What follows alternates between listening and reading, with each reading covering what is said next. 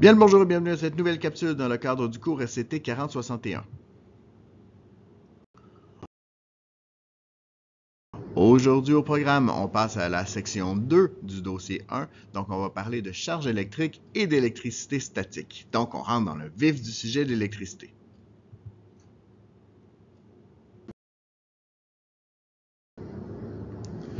Je vous ai dit que l'atome était composé d'électrons, de protons et de neutrons. Eh bien, l'atome, d'abord, on doit considérer qu'il est neutre. Donc, il contient autant de protons que d'électrons. Pour modifier le noyau, eh bien, il faudra avoir une réaction nucléaire. C'est pas en frottant du plastique sur une fourrure que vous allez avoir une réaction nucléaire. Ce qui veut dire que l'électricité statique ne se formera pas avec le noyau. Ce ne sont pas les particules positives qui se déplacent, mais bien les particules négatives. Les électrons qui sont près du noyau, ce sont des charges négatives, certes, mais ils ne changeront pas d'atome.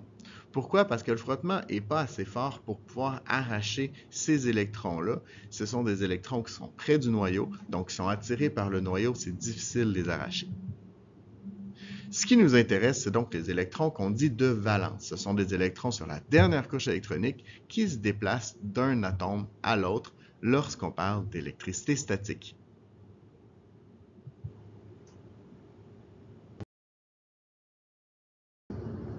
Comment peut-on électrifier un élément?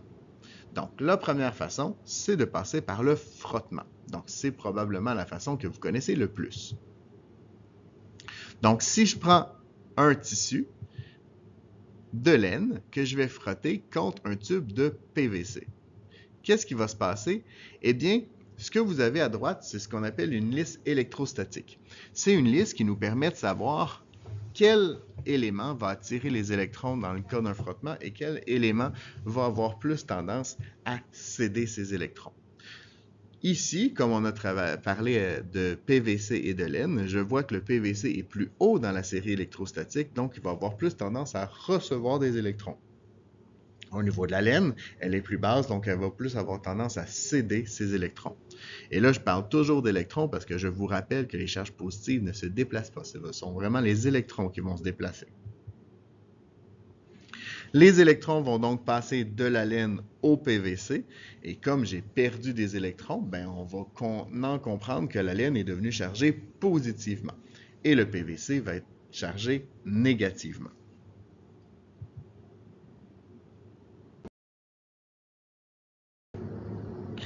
La deuxième façon, c'est par contact. Donc, si je touche ma tige de PVC à ma boule de métal, je vais avoir un transfert de charge électrique, ce qui veut dire que ma boule va devenir chargée négativement.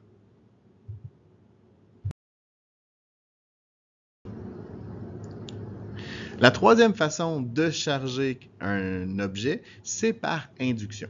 Donc, c'est ce qui arrive, par exemple, lorsque j'approche quelque chose de chargé, de confettis de papier, par exemple, qui vont se coller sur ma règle.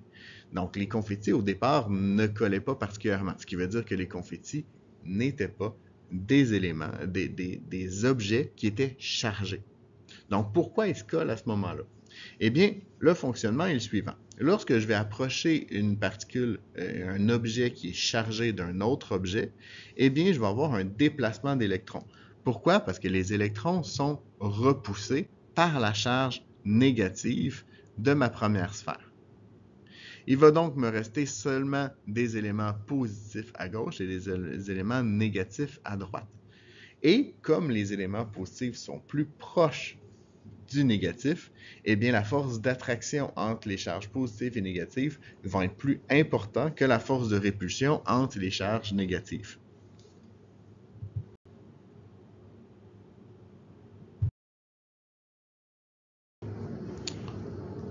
Ce qu'il faut bien comprendre, comme je l'ai dit, c'est que des charges de même signe, donc négatif, négatif, positif, positif, vont se repousser, alors que des charges de signe contraire, donc négatif et positif, vont s'attirer.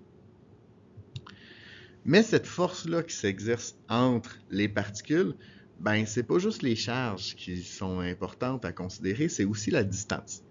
Donc, la force électrique, ça va être déterminé par les charges de chacune de mes particules, multipliées ensemble, divisé par la distance entre les particules au carré. Donc, la distance va quand même avoir une très grande importance. Et là, vous voyez un autre élément qui s'est introduit à l'intérieur de ma formule, c'est le K. Le K, en fait, c'est une constante. C'est juste pour nous assurer que nos unités vont ensemble. Autre petit élément, vous avez remarqué que les charges de mes deux particules ne sont pas déterminées en nombre d'électrons. Ça serait beaucoup trop gros à calculer. Donc, c'est déterminé en coulombs. Le coulomb, en fait, c'est un paquet de charges, juste pour avoir un chiffre plus agréable à travailler. Donc, c'est un paquet de charges qui est de 6,25 fois 10 à la 18 charges. Donc, c'est beaucoup, beaucoup, beaucoup d'électrons.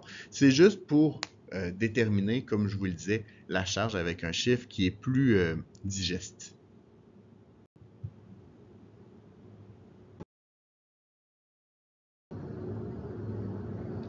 Donc, si on revient à notre élément d'induction, c'est la raison pourquoi l'attraction va être plus forte que la répulsion. C'est qu'en fait, comme je vous le disais, les charges positives et les charges négatives de la sphère de gauche sont plus proches, ce qui veut dire que l'attraction est beaucoup plus grande que la répulsion entre les électrons de la sphère de droite et les électrons de la sphère de gauche. Ce phénomène-là, comme je vous le disais, c'est ce qui explique aussi le fait que les confettis vont venir se coller, bien que les confettis n'étaient pas chargés, eh bien, ils vont quand même se coller sur ma règle lorsque cette règle-là va être chargée. C'est ce qui met fin à cette capsule. J'espère qu'elle vous a plu. Vous êtes maintenant les experts. À vous de surpasser le maître.